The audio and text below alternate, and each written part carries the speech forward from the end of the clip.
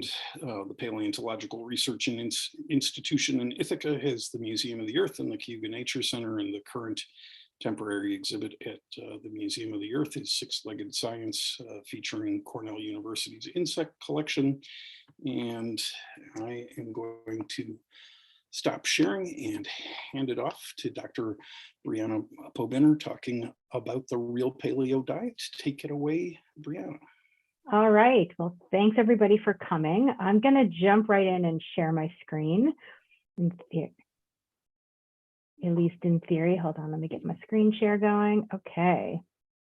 All right, can everyone see all right? This wonderful 1950s advertisement by the American Meat Institute, which is promoting eating meat as a nutritious protein option. Excellent. So I'm here today to talk to you about the real paleo diet. This is really my central research question. What was the real paleo diet? There's all kinds of memes and popular depictions out there of what our ancestors were like. Here's a really good one. These people got plenty of exercise, drank pure water, breathed pollutant-free air, and ate free-range organic diets. And there is an assumption that eating some kind of ancestral diet on its own will magically make us healthy, that our ancestors ate diets perfectly in tune with their bodies, and that they lived long and healthy lives. But I'm here to dispel some of these misconceptions about the ideas of paleo diet. So from a kind of more academic perspective, why should we care about what our ancestors ate? I really love this National Geographic illustration of what I sometimes call a meat picnic, and kind of what difference does it make? What does it tell us about our ancestors? Well, it turns out that what any organism eats is really central to its adaptation, how it makes its way in the world. And there have been different hypotheses in human evolution about links between diet and brain size, body size, life history, how long it takes us to grow up, habitat preferences and where early humans lived, home range sizes and how far early humans ranged to get their food, different foraging strategies and how they spent their kind of activity budget as they were going out and getting food, and mentioned activity budget, how they spent their time in general, and then even social organization. So the reason, at least, that paleoanthropologists care about what our ancestors ate is because it likely has connections to all of these other parts of our ancient adaptation. So before we jump in too much further, I want to give you a little opportunity for a very quick overview of the human family tree.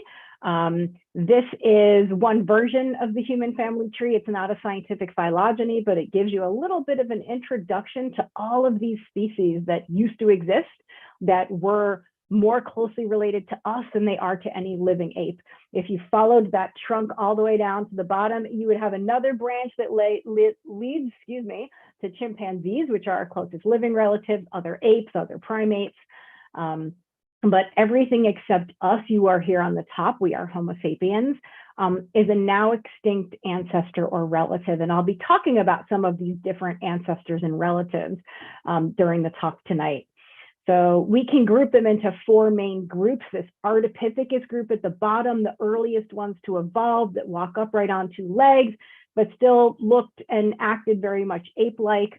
This Australopithecus group with the yellow or greenish background, a little bit more similar to modern human adaptations, probably still spent time in the trees, but walked around more on the ground upright. This Paranthropus group off to the side, which is sort of like an evolutionary side branch. And then everything with that red background on the top are members of our genus, the genus Homo. So this is one way to look at our ancestors, and this is another. So these are 8 head reconstructions from the Hall of Human Origins at the Smithsonian. And these are a little bit more lifelike and realistic. So these different early humans lived at different time periods in different places.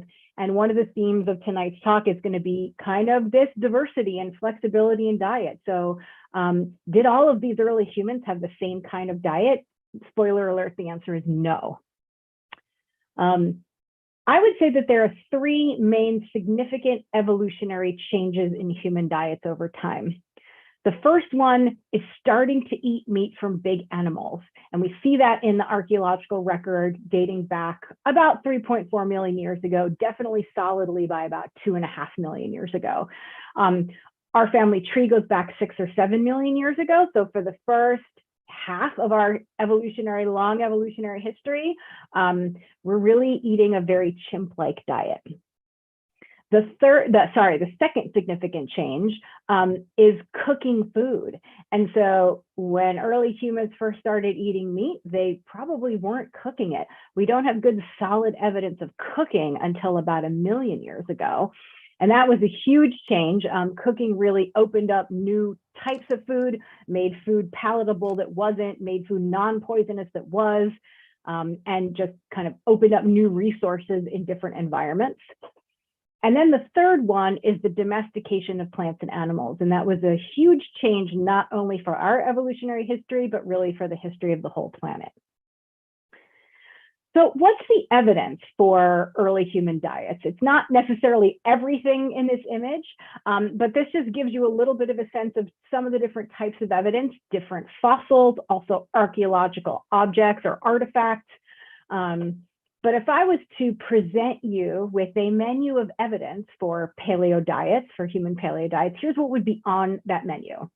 We would look at chimpanzee diets, for they are our closest living relatives. We would look at the diets of human foragers, people who are still living in more traditional ways today. We'd look at early human fossils, both the morphology, the size and shape of fossils, but also the chemistry of fossils and what that tells us about diets. We'd look at plant microfossils. We'd look at archaeology or tools. We would look at ancient molecules. We would look at animal fossils and experiments. And I'll try to give you a taste of all of these types of evidence tonight. So we'll start with chimpanzees. What are chimpanzee diets like? They're varied and they're seasonal. Chimps mostly eat plants, all different kinds of plants, particularly fruit. They also eat insects, and they also eat birds and their eggs. They are quite fond of honey. And they will occasionally eat other animals, especially colobus monkeys. And you're going to see sort of a meat-eating theme through this talk because that's really the core of what I study. So what about chimpanzee hunting and meat eating? It happens infrequently, it happens seasonally, and it is expensive. It's expensive from an energetic perspective because most of the time when chimpanzees hunt other animals, they don't catch them. So they expend all this energy and they have nothing to show for it. Meat on average makes up about 3% of chimpanzee diets. It usually occurs in times of fruit abundance. And this was really puzzling to chimp researchers when it was first discovered, because they thought, well, maybe chimps only hunt and eat meat when there's not a lot of their preferred food around and they're hungry. That's not the case. It's likely that in chimpanzees, hunting has a very social aspect. In times of fruit abundance, chimpanzee groups come together sometimes in big groups to eat at fruiting trees. And it seems to be this confluence of a lot of individuals where they get kind of socially excited and interested in hunting. Their prey animals are usually small monkeys, much smaller than themselves, and it rarely involves tool use. There is really just one exception so far. Chimpanzees in West Africa have been observed to break branches off of trees, sharpen the branches in their teeth, and use them as spears to hunt small primates called bush babies that sleep during the day. They're nocturnal in the hollows of trees. Scavenging among chimpanzees is very rare. Chimps don't seem to look at a dead animal and go, dinner. So that's something to keep in mind as I talk about scavenging a little bit later. So now we'll turn to modern hunter-gatherers. And this is a great graphic from a Scientific American article from a while ago. Again, they are varied and seasonal. And so this shows different percentages of different kinds of food in different hunter-gatherer diets. The Inuit from North America, the Kiwi from South America, the Kung from South Africa, Southern Africa, and the Hadza from Tanzania. So they have pretty different proportions of milk and cornmeal in blue, seeds and nuts in yellow. You can see the Kung eat a lot of those. Roots or underground storage organs, tubers in brown, fruits and vegetables in green, and meat and fish in kind of pink or coral. So even just among 4 modern hunter-gatherer groups, these proportions are really pretty varied. Let's take a deeper look at one of these groups. And this is the diet of the Kiwi. This is from a 1990 study of this group. There were about 800 Kiwi living in palm thatched huts in Colombia and Venezuela in sort of grassland environments with belts of forest. They ate a lot of plants. The foods that they hunted and collected in the wild were about 95% of their caloric intake. They also ate a lot of different kinds of meat, hunting different kinds of animals. In the dry season, they would find fish trapped in pools of water. Those fish would attract other predators. They would eat the fish as well as the other animals that ate those fish. And during the wet season, they mostly hunted with bows and arrows in the forest. So this seems to be pretty healthy, right? Well, in a comparison to another forager group in the area, the Ache in Paraguay, the Kiwi were described as shorter, thinner, more lethargic, less well-nourished. Men and women of all ages complained of hunger. Many were heavily infected with parasitic hookworms, and only 50% of Kiwi children survived beyond the age of 15. So that's something to keep in mind. What about hunting in particular in modern hunter-gatherers? So the species, sizes, habitats, and behaviors of their prey vary widely depending on what's available in their local environments. But modern hunter-gatherer or forager hunting is largely reliant on technology, everything from bows and arrows and spears and traps to fish hooks. It is often seasonal. It is usually gender and age-based. It's often younger or more middle-aged men that go off and hunt, but there's also a lot of groups, including groups in Australia and other places, where women hunt particularly smaller animals and actually provide very steady and important parts of the diet through their hunting. For modern hunter-gatherers, this can involve scavenging, and the scavenging has been studied in particular in the Hadza of Tanzania. All right, the next thing on your menu is the morphology of early human fossils. So we can look at different aspects of early human fossil morphology. We can look at two size and shape. That picture on the top is of a modern human skull on the right and an ancient human skull of that genus Paranthropus on the left. They had molars 3 times the size of ours. And that indicates that they were spending a lot more time chewing with those cheek teeth than we did. We can look at jaw size and shape. We can look at the thickness of their tooth enamel. And we can even look at muscle attachment sites. So that bottom picture is another Paranthropus. And there's a green line pointing to the Sagittal Crest. The Sagittal Crest is the place where chewing muscles attach on a Paranthropus. If you were to put your hands on your head, sort of on the sides of your forehead and chew like this, you might feel some chewing muscles, some movement here. If you did it up here, I hope you wouldn't feel anything, because if you did, you would probably have a sagittal crest like a Paranthropus. So their chewing muscles were so big that actually that crest forms from the tension that chewing muscles kind of put on their skull. Next thing on your menu is carbon and nitrogen isotopes. And so the way this works is that during photosynthesis, plants take in CO2, they convert it to sugars, and they do this in 2 different pathways. The plants that follow a C3 pathway are very depleted in carbon-13 relative to atmospheric CO2. They have these lower carbon-13 values. Those C3 plants are trees, shrubs, herbs, things with leaves, basically. The other pathway, which is the C4 pathway, are tropical grasses and sedges in particular. And I'll talk about evidence of carbon isotopes from early humans. Nitrogen isotopes is another isotope that we can look at. And so samples are taken from either early human teeth or bones, and chemically these isotopes can be extracted and analyzed. And so for nitrogen isotopes, basically as organisms eat each other, nitrogen isotopes are transferred up the trophic chain to predators. And so organisms higher in the trophic pyramid have accumulated higher levels of nitrogen, particularly nitrogen 15. Okay, so what have studies of early humans showed? Let's take carbon isotopes first. So C3, that big plant on the left, C4, that grass on the right. Those are good examples of the different kinds of carbon isotopes.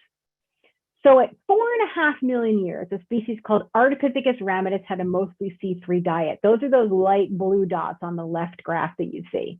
That's C3 on the left. By 3.5 million years ago, multiple species, the ones in blue, red, and pink, were incorporating some C4 plants into their diet. By 2.5 million years ago, Paranthropus, those blue dots on the right, seem to be specialized in C4 plants. Maybe we're seeing a pattern here of this kind of linear change. Well, at 2 million years ago, a species called Australopithecus Sediba was all the way over there. So they had an almost exclusive C3 diet. So it's not that the types of plants that early humans ate changed in kind of a consistent way over time. What can we tell from nitrogen isotopes? Neanderthals, which are these fossil relatives of us that lived between about 430 and 40,000 years ago in Western Asia and Europe, they have reputations based on the archaeological record of being pretty serious hunters, and they're found at archaeological sites with the remains of lots of giant ice age animals. So it turns out, what do their nitrogen isotopes say? Their nitrogen isotopes are very similar to other top-level carnivores from the time. It seems that they obtained nearly all of their dietary protein from large terrestrial herbivores.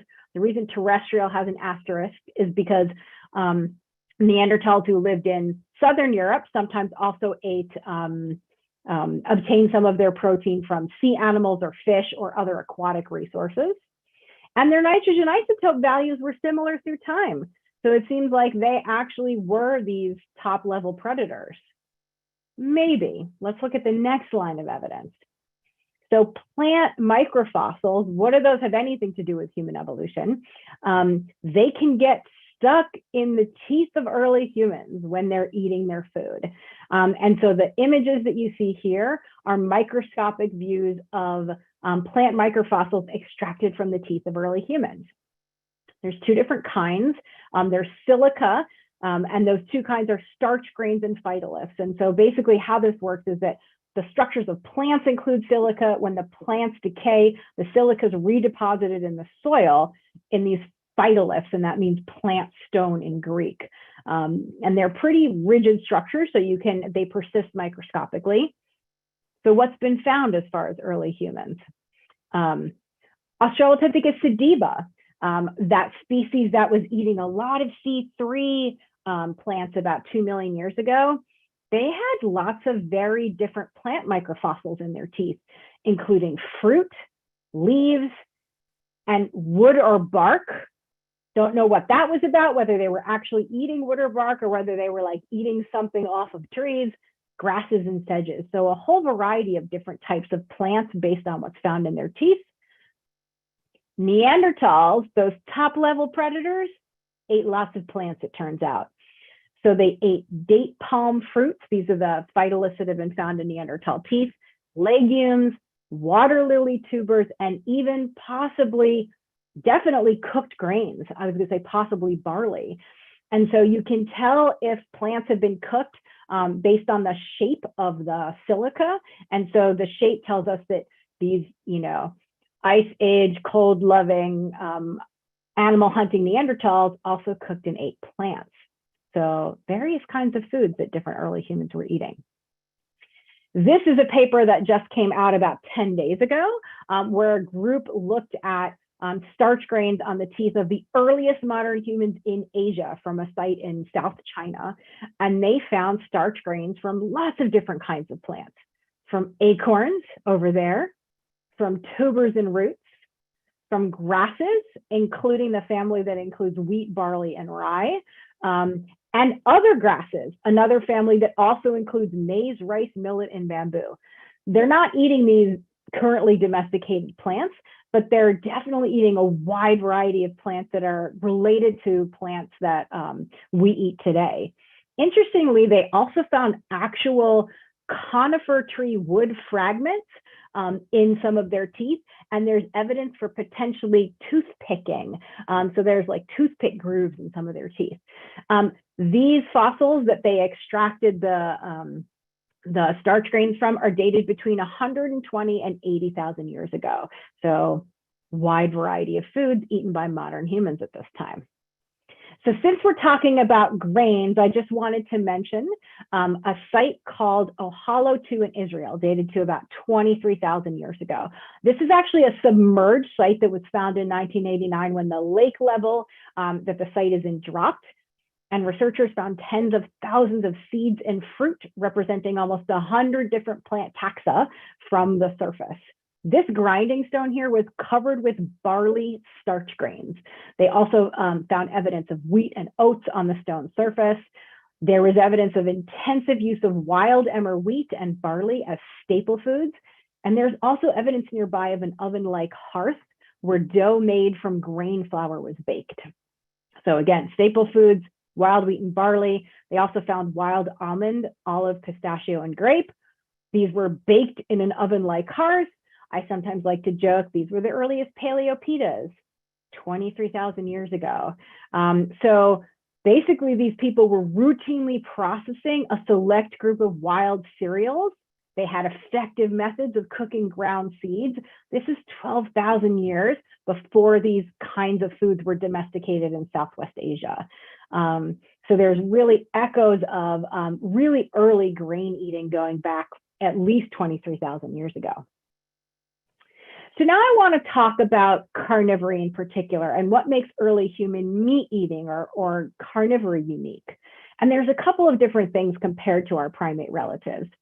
One is tool use, the use of tools in order to actually butcher animals. This is a wonderful reconstruction of a fossil site called the Lorgasili, or an archaeological site.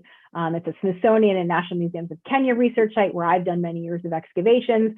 This is a reconstruction of an elephant butchery site with an elephant skeleton, thousands of fossil stone tools, and some of those elephant bones have butchery marks on them, which I'll talk about.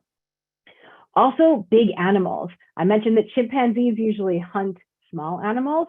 As soon as we see early human meat eating in the fossil record, early humans are eating meat from big animals. There's also something called deferred consumption. Humans do this very weird thing. We go into a supermarket, we put all this food in our cart, and we don't eat it right away. That's a very weird thing for an animal to do. Instead, we bring it home, we store it, we might share it with people, maybe people we're related to, maybe complete strangers. But even in some of the earliest human meat eating, we see this deferred consumption, basically not eating things right away. It also likely included scavenging, which I'll mention if I have the time. So what's the evidence for early human carnivory? So our ancestors sliced meat from bones. They bashed those bones up to get fat and calorie-rich marrow. So if you zoom in on this, and I just used magnifying lenses to look at this, you can see in that top picture those marks. Those are cut marks left from slicing, early humans making very simple stone tools and using them to slice meat off of bones. And this is fossils from some of the sites that I studied from northern Kenya as part of my dissertation research with butchery marks on them. So what can we tell from the archaeological record? I really like this quote from a book called The Omnivorous Mind by John Allen in 2012, that the evidence of meat eating signals the development of a technologically based omnivory, rather than one based on expanding food resources through specialized anatomical features. Basically, using tools to get at meat instead of using your teeth. And so what do we know from the archaeological record? And that red thing wasn't supposed to show up yet. So the oldest stone tools, you can see some examples of these on the left. Very simple flakes and cores dating back to about 3.3 million years ago. The earliest hunting technology doesn't come in until about 500,000 years ago with early spear points and wooden spears. The earliest shellfish eating dates back to 164,000 years ago. Barbed bone harpoon points, like the one on the bottom left, date back to about 77,000 years ago. Those were used for fishing. Bows and arrows come in maybe about 64,000 years ago. Evidence for snail consumption. There's a site in eastern Spain where we know that modern humans were roasting snails about 30,000 years ago, I guess early escargot. And then we see even things like woven plant fibers into baskets, or at least the impressions of those baskets dating back to about 26,000 years ago. Finally, we have early storage in the form of pottery about 20,000 years ago. Everything in red, those are all technologies associated just with modern humans. And I want to mention, I mentioned ancient animal proteins or ancient molecules. This was a fantastic paper published in 2016, a team led by April Noel at the University of Victoria in British Columbia. They excavated over 10,000 stone tools dated to about 250,000 years ago from a site in Jordan. 17 of those tools tested positive for protein residues. You can see this tiny little red area on the top left. Those protein residues were blood and other animal tissues. These are the world's oldest identifiable proteins in this archaeological context, and they were from specific animals: rhino, horse, cattle, camel, and duck. And so each of these tools that tested positive for these ancient proteins tested positive for just one species. And so this led the archaeologists to interpret these as that these were tools used to kill and butcher these animals. They weren't just contaminated by random drops of blood or other tissue. Fantastic stuff. All right, that's where that blood residue was taken from. So the lens that I look through to examine the diets of early humans is taphonomy. That's the study of what happens to an organism after its death until its discovery as a fossil. This is on the left is a really fun taphonomic illustration of the accumulation of giant panda bones in a cave in China. I'm really interested in that middle part, what happens between death and kind of right after death when the bones are still fairly fresh. And so I use simple hand lenses and magnifying lenses to identify butchery marks that early humans left. And so I'm going to take you through a timeline of what we know from butchery marks. Before about 2 million years ago, the main evidence for the earliest human meat eating comes from 3 sites in Ethiopia, dated between 3.3 and about 2.5 million years ago. It seems like before about 2 million years ago, there's just occasional evidence for carnivory. It happened more opportunistically. After about 2 million years ago, there's evidence from a site called Kangera South in Kenya. I was involved in analyzing the fossils from Kangera South.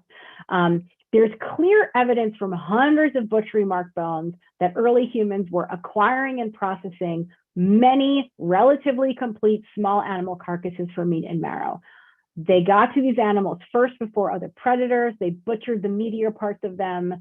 And an important difference between this and some of the earlier sites is that the evidence for butchery comes from 3 different layers at this site, spanning hundreds to possibly thousands of years. So early humans are going back to the same place over and over again to butcher animals. Seems like this is becoming a more important part of our behavioral repertoire. By a little less than 2 million years ago, there's evidence from Kubifora in northern Kenya of early humans butchering aquatic resources, turtles, crocodiles, and fish, as well as terrestrial resources. And then between about 1.8 and 1.5 million years ago, there's another shift. Some of the work that I've done at sites, including other sites at Kubifora in Kenya and at Olduvai Gorge in Tanzania, that early humans had early access to large carcasses. They're able to get the meatier parts of larger animals, not just smaller animals like we see at Kangera. All right, so stone hunting technology. When did this come in? You're probably picturing something like this bronze sculpture on the left where early humans are striding out onto the African savanna. They're hunting animals with spears. They're carrying them back to their home bases. Well, it turns out that the earliest solid evidence for hunting technology is 500,000 years old. So probably those first 3 million years of meat consumption is not from hunting. And this earliest evidence is from a site called Katupan in South Africa. These stone tools have what are called diagnostic impact fractures on the tips, indicating through experiments that they were definitely used as the tips of weapons. Maybe early humans were throwing rocks at animals and using other ways of taking them down before we have archaeological evidence. But based on the archaeological evidence, they're not hunting until about 500,000 years ago. So what's happening? How did our ancestors get meat? There's a couple different hypotheses. One is passive scavenging.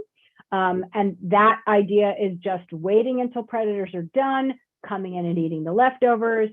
There's also confrontational or active scavenging, chasing predators off their kills, and there's hunting. We've kind of ruled that out maybe from the archaeological evidence that the earliest meat eating happened through hunting. So what about different kinds of scavenging? There have been critiques of the passive scavenging hypothesis. Is anything left when predators eat their prey? Is it worthwhile to do passive scavenging? So for part of my dissertation, I wanted to explore this. Is passive scavenging worth it? So I spent about 7 months in a wildlife conservancy in Kenya called Alpegida Conservancy to basically simulate passive scavenging. This was a different ecosystem than some previous scavenging studies. And the ones that were done before mine were done in Serengeti, particularly in Ngorongoro ecosystems of Tanzania, which have very high numbers of predators and high competition among predators. The situation at Alpegida was a little bit different. So what were my study methods? Wait till a predator eats something.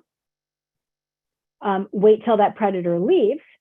So wait until the lions are totally full and finished with their kills. This is that picture is 2 young male lions who often hunted together. That one on the left has a belly full of warthog and is not at all interested in moving off the road so that I can go look at the rest of the kill. And then I would go in and document what was left. And then also I would actually pick up the remains with an assistant, put them in the back of my Land Cruiser and bring them back to the research station where I was staying so that I could actually study the carnivore chewing damage left on those remains. So thankfully, unlike my earlier ancestors, I had a 4-wheel drive vehicle. I had an armed guard with me. I was not really interested in becoming one of my own samples. So just to finish up, what did I find? So I collected 24 kill samples over those 7 months from several different species of carnivores. And you can see that in this table here, but I'm really gonna focus on the lion-eaten remains because it's my largest sample and it's really the most relevant in thinking about scavenging. And I will explain why in a moment. So I documented how much flesh was left, whether there was bulk flesh a lot or just flesh scraps a little bit. And I actually did use specific definitions for this based on previous researchers' definitions. And I looked at large and small prey animals. Large animals were zebra, big antelopes, things over 250 pounds. Those larger antelopes were things like buffalo and eland. The smaller prey were smaller antelope like gazelle, impala, and warthogs, also non-antelopes. So I basically went in and documented how much meat was left over.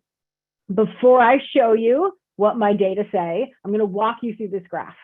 So on the y-axis is the percent of flesh available from different types of bones. On the x-axis is the skeletal element or bone arranged in groups from left to right with the total sample size of that bone in parentheses. All the way on the left are hind limb bones. Next to that are forelimb bones. Next to that are kind of torso bones. And then all the way on the right are head bones. And everything is color coded like a stoplight. Red, no flesh, nothing left to eat. Yellow is just flesh scraps. And green is bulk flesh, definitely worth it. So what did I find from large prey, from zebra and big antelope? I found a lot of leftover meat. So in these large kills, over 50% of bones were abandoned with big muscle masses on them. Almost another 50%, almost the other half were still had flesh scraps. So 95% still had some flesh on them. What about from the small animals? That was a different story.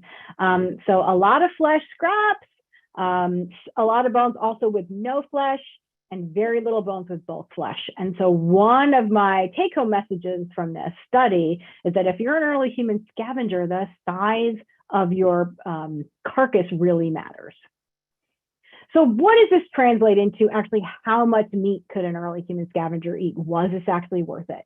So I used the weight of an adult zebra and wildebeest, zebra on the bottom, wildebeest on the top, pictured here. So a hind limb from these animals weigh 19 and 50 pounds respectively. A defleshed hind limb with only flesh scraps left weigh 2 and 5 pounds respectively. That's still not a bad dinner. A whole defleshed carcass are 12 and 34 pounds respectively. 2,200 calories from a wildebeest with only flesh scraps, 6,100 calories from a zebra with only flesh scraps. So, but what does this mean in something we can understand? If we use an estimate of 4 calories per grams of meat, that's what we get. But let's talk about burger patties. 2,200 calories is about 10 burger patties. 6,100 calories is about 27, almost 28 burger patties. That's even without breaking any bones open to get at the marrow inside. There's an estimate that Homo erectus, the species that we see increasing meat eating in the past, had a daily caloric requirement of somewhere between almost 2,100 and 2,300 calories. One wildebeest with flesh scraps feeds a Homo erectus for a day. I think that scavenging was probably worth it. So to wrap up, what do we really know about ancestral diets? We know from one example that I showed you that those chemical analyses, the dietary evolution wasn't linear within or between species. We know that early humans started eating meat about 3.4 million years ago, maybe a little bit later, maybe 2.5. Some of those 3.4 million year old butchery marks were a little contested. We know even meat-loving Neanderthals ate diverse plants. We know that early modern humans really increased their diet breadth. That example published just 10 days ago from China is a wonderful example. We know that grinding grains goes back at least 30,000 years ago. I showed you a 23,000 year old example at multiple sites. We know really that there was no single paleo diet where our ancestors were in sync with their environments, but instead ancient diets were likely local, seasonal, and versatile in time and space. This is probably not surprising. But what do we not know? We really still don't know the proportions or quantities of meat, plants, insects, which I didn't even talk about tonight, and other foods in paleo diets. And what we really don't know is the links between ancient diets and causes of mortality. And so there is an assumption that modern diets are linked to a lot of really common causes of mortality, heart disease, diabetes, and other things. And that if we just ate this ancient diet, we would be much healthier. But I think some of those links are tenuous. And interestingly, a lot of those diseases also seem to be diseases of aging. But maybe that's another talk. So I will stop there, and I want to open it up for questions. Awesome, thank you. That was great. I think we're on the cusp between going to breakout groups for the peer-reviewed questions and staying in the full group for that. Do you have a preference? I don't have a preference. I'll follow your lead, whatever you think works better. I think we'll go ahead and open it up to the full group and do it that way. Okay. Do you want me to keep sharing my screen or? Yeah, I think. Okay. For now, anyway, because I wouldn't be at all surprised if people ask you to go back to a slide. So. Okay, sounds good. So it is open for questions. Go ahead and you can either raise a hand using the reactions button in Zoom, or you can probably just unmute yourself and speak up, or you can put it in the chat.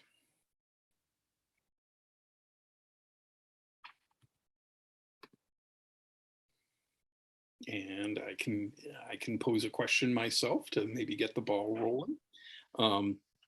So one of the curious things that I don't know if you've looked at, and is not directly related to your research per se, but why have you looked at the origins of the paleo diet fad stuff at all?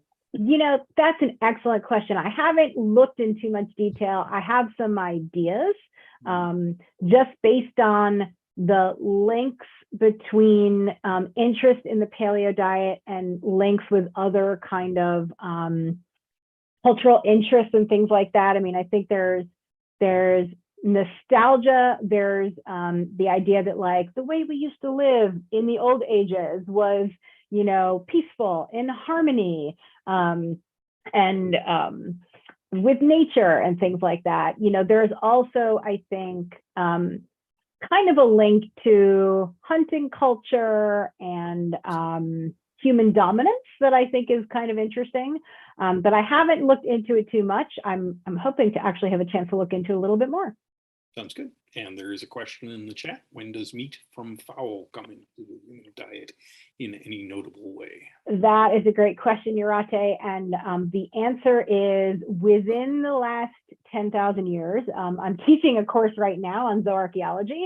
And one of the papers that I have on my syllabus is about the earliest chicken domestication. But so that's just, I should back up and say, I was reading into your question about kind of domesticating fowl, but birds, certainly we have butchery marks on bird bones going back. You know, they're among the types of animals that we see butchery marks on really in some of the earliest archaeological sites. The tricky thing about birds and other small animals is oftentimes you can process them without leaving any traces.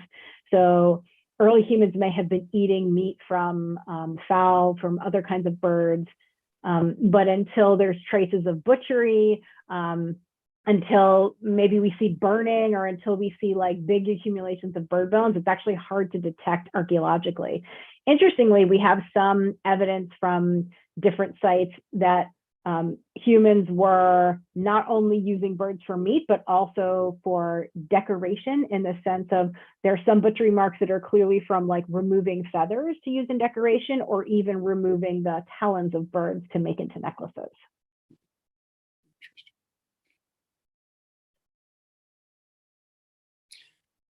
And I've got another question, which it's possible I may have missed some stuff because I was multitasking a little bit with technology. But is there evidence of gender differences in diet in the prehistoric record? That's a great question. And I don't know as much about more recent human, like ancient modern human groups, and whether there are differences in diets of different genders in the fossil record. The one thing that comes to mind is not so much in what people ate, but their like dietary related behavior, and that's with Neanderthals. So Neanderthals, many Neanderthals, I mentioned, those are ancient relatives of ours that lived between about 430 and 40,000 years ago. Many of them have healed fractures in their skeletons and other indications of like sort of a lot of wear and tear. And also based on the archaeological record, we can pretty strongly infer that they were hunting big Ice Age animals. And interestingly, the pattern of fracturing in Neanderthal skeletons, when compared to fracture patterns in modern humans, looks most similar to rodeo riders. And the inference from that is that they were, when they were hunting, they were likely hunting up close and personal with these Ice Age animals. The other thing is that we don't have great evidence necessarily for, we don't have evidence for bows and arrows, which would allow Neanderthals to, you know, get a lot further distance from their prey. Maybe evidence for throwing spears, probably evidence for thrusting spears. So the archaeological evidence and the fossil evidence all point to, you know, hunting dangerous animals. And to get back to your gender question, we see that pattern of breakage in male and female Neanderthal skeletons. So it looks like everybody was out on those Neanderthal hunts. Yeah, the throwing spears and bows and arrows and thrusting spears reminds me of one of my favorite Far Side cartoons, which is See What Zog Do. Does that ring a bell? Yes. So Zog is holding his meat over the fire with a stick while the other guys are holding theirs in their hands. Those flashes of insight are interesting. And there's another question in the chat. Since so many different combinations of food were present and yet lifespan was not usually long, possibly we need to focus more on pathogens, work stress, lack of good protection in homes, etc., to understand longevity in early humans.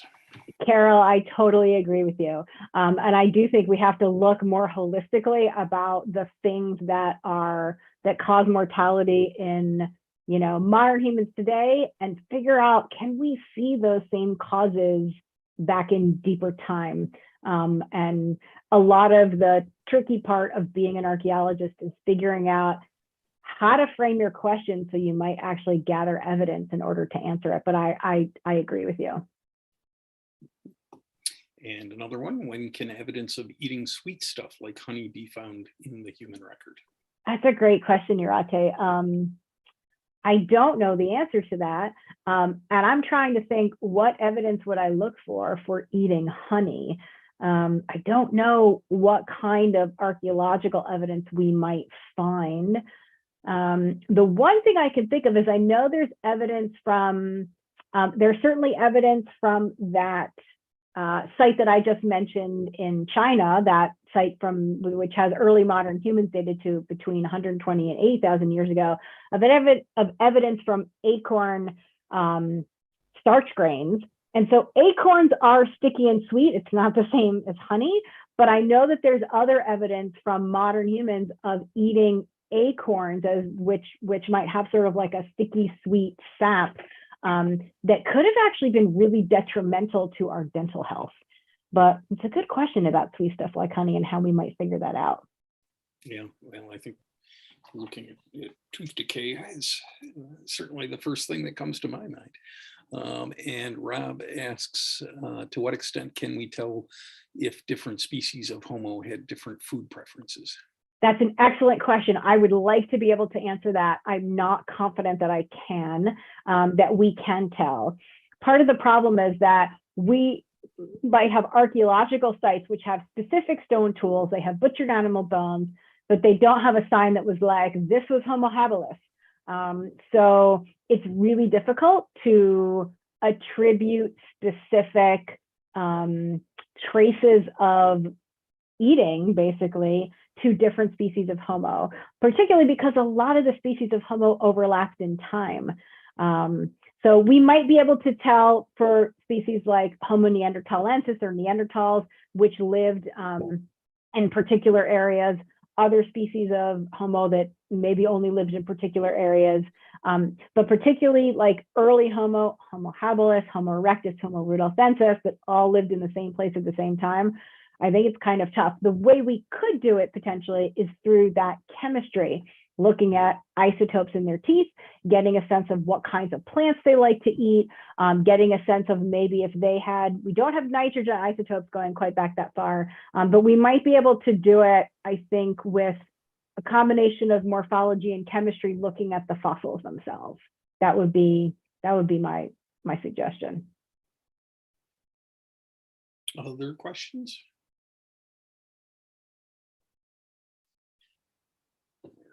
When did cooked versus uncooked grain consumption start, as far as we know? Good question, Eliza. I think probably some of that Neanderthal cooking that we see in the evidence from those starch grains, where the shape of the starch grains indicate they were cooking. I do not remember off the top of my head how old that site was that some of those starch grains were found, but that's at least 40,000 years ago, because that was the end of the Neanderthals. So probably 50, 60,000 years. I mean, uncooked grain consumption, I would say, has probably been a part of our diets for as long as early humans have been around. The evidence for cooking in general goes back, as I mentioned, about 1 million years. That's the earliest solid evidence. There's a couple of sites that people have suggested might have evidence for cooking before that. We don't see routine cooking where we have lots of evidence for campfires and hearths and things until maybe about 500,000 years ago, 500,000 years ago, 400,000 years ago. Other questions? I've got at least one more myself.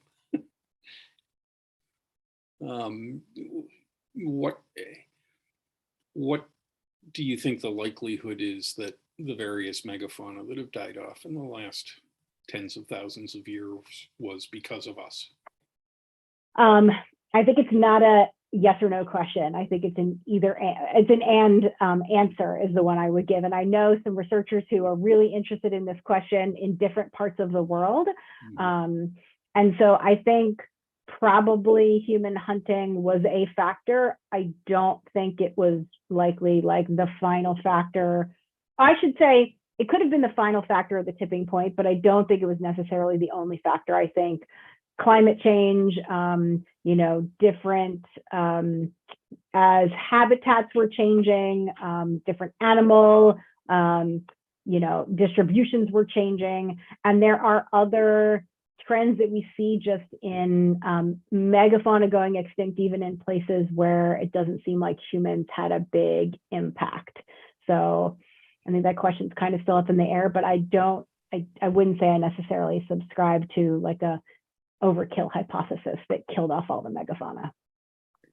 Yeah, and I think it amazed me when I learned that mammoths were around when there were still a few mammoths around when the pyramids were built. That blows my mind. And not a question in the text, but I love this. I'm a neuropathic doctor, but my undergrad and lifelong love is paleoanthropology. I'm always trying to navigate these fad diets, and this helps so much. Thank you. That is a wonderful comment, Charity. And I see that you're a naturopathic doctor. I'm delighted that you came to this talk. And my next big project, I am hoping to write a popular book about the paleo diet. Kind of that would be a little bit of what this talk was like, just letting people in on like what evidence we actually have, maybe dispelling some misconceptions, but also giving people enough information that they can make dietary choices with that accurate information. Awesome. And Rob's got a question. What most excites you about the future of the field? Are there new technologies on the horizon? That's a great question, Rob. So I think there's a couple of things. One is since I particularly study butchery marks on bones, what excites me in that aspect of the field is kind of opportunities to look at larger scale data sets. I was an author on a paper recently that compiled all the evidence for butchery mark animal bones from across Eastern Africa, dating 1.2 million years ago and older. And we found some surprising and counterintuitive results. So that's kind of fun once you can like really get these big data sets together. I think also the opportunity to look more carefully at butchery marks using really good experimental comparative data sets to more accurately identify whether marks were made by butchery or other predators or crocodiles or just rolling around in a river and leaving scratches on bones. Also, in general, in paleoanthropology, I think ancient DNA and proteins is a really exciting kind of forefront of the field. And I imagine I would, you know, that site, that 250,000-year-old site in Jordan, where archaeologists actually found traces of ancient proteins from blood on the edges of tools, amazing. So I think it's both kind of new analytical techniques, new forms of evidence, and actually hopefully just getting out there and finding more fossils. Another thing that I like to do is go back into museum collections back into museums and look at collections that were previously studied where people may not have actually been looking for butchery mark bones.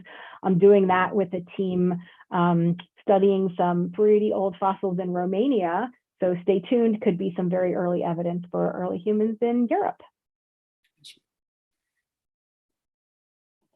And another question in the chat from Babette. How much can be determined from the condition of the teeth, for example, wearing down and decay? Yeah, great question, Babette. And so we can determine things like how old an individual was. We can't necessarily determine specifically what they were eating from how worn down their teeth was. We might be able to make some inferences based on the level of tooth decay. But as far as what people were eating and can we tell that from tooth wear and tooth decay, I think those would be kind of maybe some broad connections, but probably not much that's very specific. And I've got one more question myself, and other folks can ask. And as I ask my question, I'll put a couple of links in the chat. If this is a service of a nonprofit, so if you want to help support this kind of programming, there's a link to donate. And if you want to see what's coming up, there's a link for that as well. And my final question, I think, is how'd you get interested in this? Yeah, really good question. So I got interested in paleoanthropology because I took an anthropology class in college, not quite based on a whim, but a wonderful dean who was my advisor suggested I take anthropology. I'd never heard of it before. And I was hooked really after my first class. And then I went on a field school in South Africa between my junior and senior year of college, where I got to actually excavate. I got to go to a wildlife conservancy and see predators eating kills. So I started to really get interested in early human diets from just getting a sense of like, what are the important questions in paleoanthropology, and what are the different lines of evidence that we can look at. And as much as I didn't grow up thinking I was particularly interested in science, like the science that has to do with humans and human prehistory is really what got me. Awesome. And one other question that just popped to mind: are you going to the Association of Science and Technology Centers meeting next week? I am not going, but I'm actually giving a virtual presentation in one of the Aztec, so that's the ASTC, the now I forgot what it's called, one of the pre-conference workshops. Yeah, so I'll be giving a presentation not at all based on any of this, but based on some of my public engagement work. I'll be giving a presentation in a workshop organized by DOSER, the Dialogue on Science, Ethics, and Religion of the AAAS, the American Association for the Advancement of Science. I'm doing that on Sunday. So I will not be at Aztec. I've actually not been to an Aztec meeting, but I would love to go at some point. But I'm just going virtually this time. Yes, I have never been, but I am going for my first time. So. Oh, have a good time. Wonderful. And we're also doing a pre-conference intensive on the landscape of climate change education. Oh, cool. That's what it's called, the pre-conference intensive. So yes, I'm participating in one of those. Yep. And if there are one last question from folks in the group, otherwise we'll say thank you, and I'll post those links again for what's coming up. 2 weeks again from tonight, we'll have the Comstocks of Cornell, and I'll also note that I'm affiliated with Cornell now, but I did my graduate work at Michigan State, and they're also the Comstocks of Michigan State, so early naturalists of 120 years ago or so, working at both Michigan State first and then Cornell, and we'll hear about Anna Comstock particularly. So we look forward to seeing folks again in 2 weeks, and thank you so much. It was a great talk. Thanks so much, Don, for inviting me. It was a pleasure. And I'll buy you a drink next time I see you. That sounds excellent. I'll take you up on that. The big pay from doing these calls. That's right. Thank you, Briana. That was awesome. Yes. Oh, thanks, Rob. I appreciate it. And I can stay on for a couple of minutes if folks have other questions they want to ask in a smaller group or whatever. I'm going to stop my share so that I can actually see people now. Okay, well, at least see some names.